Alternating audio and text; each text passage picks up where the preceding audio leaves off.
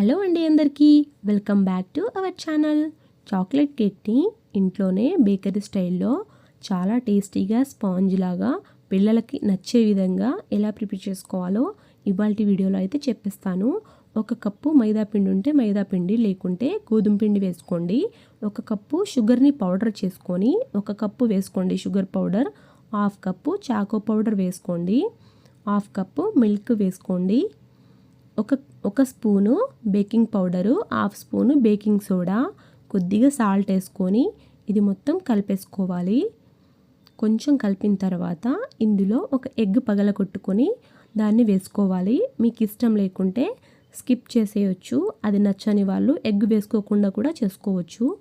ఇలా మొత్తం మిక్స్ చేసుకోవాలి. ఇప్పుడు ఇందులోనే కొద్దిగా ఇంకొక హాఫ్ కప్పు పాలు తీసుకొని మొత్తం ఇలా కలిపేసుకోండి. కొంచెం హార్డ్గా ఉంటుంది కలిపేటప్పుడు, కానీ గట్టిగా పట్టుకొని ఇలా మొత్తం అంటే బబుల్స్ లేకుండా నీట్గా కలుపుకోండి. ఇలా మొత్తం కలిపిన దాంట్లో కొద్దిగా హాట్ వాటర్ని అంటే వాటర్ని వేడి చేసుకొని హాఫ్ కప్పు వాటర్ని పోసుకుంటూ ఇలా కలిపేసుకోవాలి. అందులోనే కొద్దిగా వెనిలా ఎసెన్స్ కలుపుకోండి. ఒకవేళ లేకుంటే స్కిప్ చేసేయచ్చు.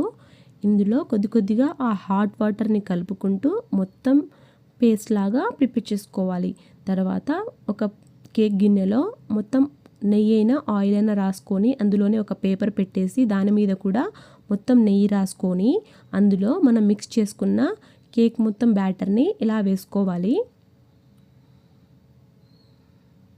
ఇలా మొత్తం వేసుకున్న తర్వాత టూటీ ఫ్రూటీని కొద్దిగా పిండి వేసి ఇలా కొద్దిగా దాన్ని డెకరేషన్ చేసుకోండి. ఇందులో మీ దగ్గర జీడిపప్పు, బాదం ఉన్నా కొని కట్ చేసుకొని ఇలా వేసుకోవచ్చు. అంతేనండి. 30 to 34 మినిట్స్ అంటే కరెక్ట్గా 34 మినిట్స్ అయితే ఇలా ప్రిపేర్ అయిపోతుంది. చాలా స్పాంజ్ లాంటి కేక్. బయట కొనకుండా ఇంట్లోనే బర్త్డేస్కి కూడా చేసుకొని ప్రిపేర్ చేసుకొని పిల్లలకైతే పెట్టొచ్చు. ఈవినింగ్ అయితే స్నాక్స్ లాగా కూడా వాళ్ళు రాకముందే మనం ఇలా ప్రిపేర్ చేసి పెడితే చాలా హ్యాపీగా ఫీల్ అవుతారు.